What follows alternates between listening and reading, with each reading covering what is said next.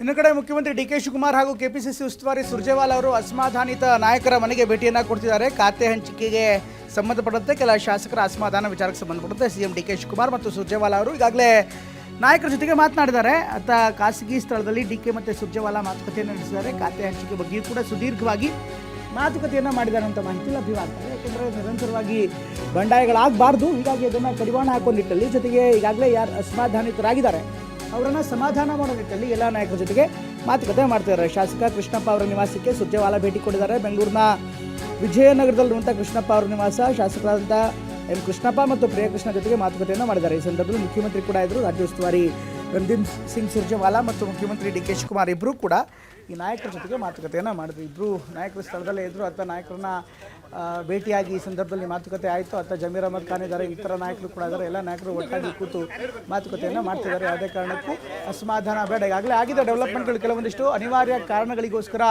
ಪಕ್ಷ ಒಂದಿಷ್ಟು ನಿರ್ಧಾರವನ್ನು ಮಾಡಿರುತ್ತೆ. ಹೀಗಾಗಿ ಮುಂದಿನ ದಿನಗಳಲ್ಲಿ ಸೂಕ್ತವಾದಂಥ ಸ್ಥಾನಮಾನವನ್ನು ಕೊಡೋಣ.